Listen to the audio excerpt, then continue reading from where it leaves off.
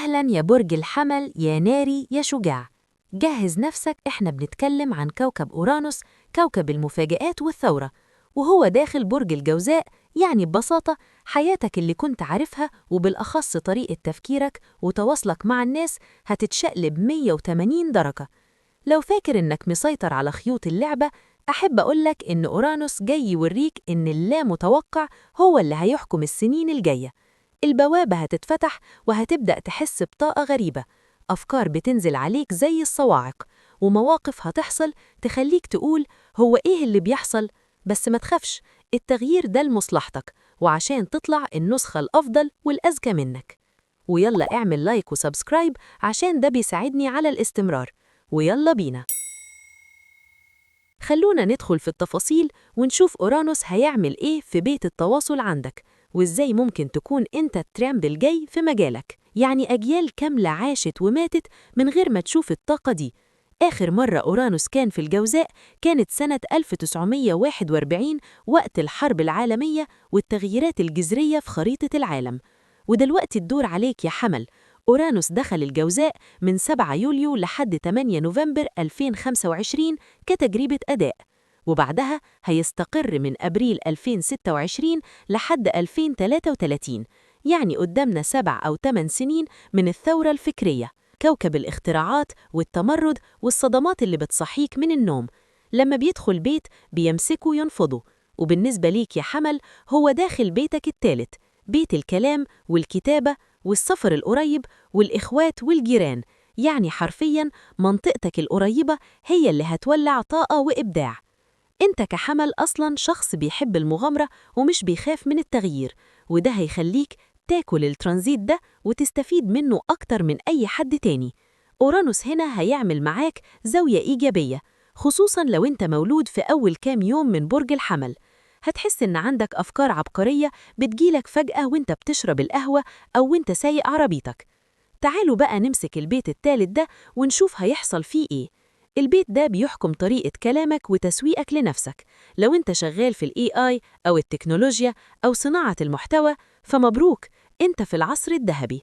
أورانوس هو كوكب التكنولوجيا أصلاً، والجوزاء هو برج التواصل، فالميكس ده هيخليك تطلع بأفكار لمشاريع أو كتب أو بودكاست أو قنوات يوتيوب تكون سابق بيها زمانك. ممكن فجأة تقرر تعمل وثائقي بيكشف حقائق محدش جرؤ يتكلم فيها، أو تكتب كشف مستور يقلب السوشيال ميديا. هتقول الكلمة زي ما هي، صادمة وحقيقية، وده اللي هيخلي الناس تنجذب ليك. طاقتك هتبقى زي الشخص اللي بيضرب الجرس وينبه الكل. وعلى سيرة السوشيال ميديا، لو بدأت مشروع أو صفحة في الفترة دي، فنسبة إنك تطلع فايرال وتبقى ترند عالمي كبيرة جداً. أورانوس بيحب القفزات المفاجئة، يعني ممكن تنام ب100 متابع تصحى تلاقي معاك مليون. بس خلي بالك، زي ما بيطلعك للسما فجأة ممكن يغير الاتجاه فجأة. يعني مشروع كنت فاكره هو ده الضربة الكبيرة، تكتشف إنه مش نافع وتقرر في لحظة تعمل 180 درجة وتغير نشاطك تماماً.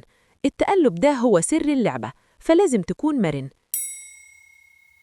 نيجي بقى للجانب الاجتماعي، حياتك مع أصحابك وإخواتك هتتغير.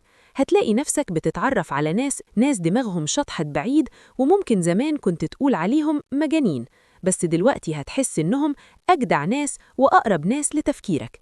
هتصاحب ناس من خلفيات بعيدة تماماً عنك، أو ناس أصغر منك بكتير أو أكبر منك بكتير، والهدف هنا هو توسيع مداركك.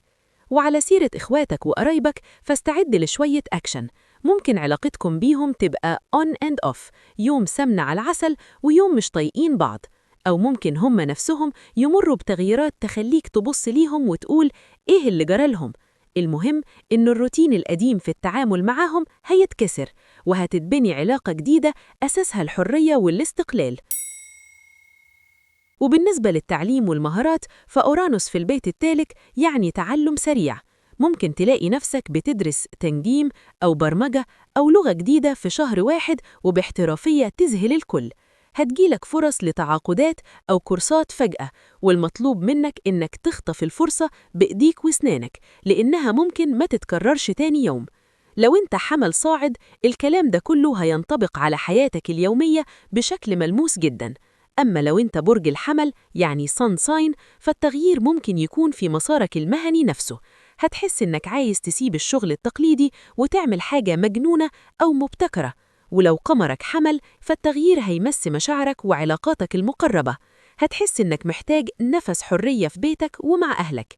الحاجة الحلوة كمان إن أورانوس هيعمل زاوية حلوة مع زحل في برجك لو أنت مولود في فترات معينة، وده معناه إن الأفكار المجنونة اللي هتجيلك دي مش مجرد هوا، لأ، أنت عندك القدرة إنك تبني بيها حاجة صلبة وليها قيمة للمجتمع. أنت مش بتهزر، أنت بتبني إمبراطورية جديدة بطرق ما كانش تخطر على بال بشر. يا حمل، انسى الطرق القديمة في الكلام، انسى إنك تمشي جنب الحيط. أورانوس عايزك تكون متردد بعقل وتستخدم صوتك عشان تغير العالم اللي حواليك، سواء كنت هتطلق آب جديد أو هتغير جيرانك أو حتى هتغير الطريقة اللي بتفكر فيها في نفسك، فالتغيير جاي جاي.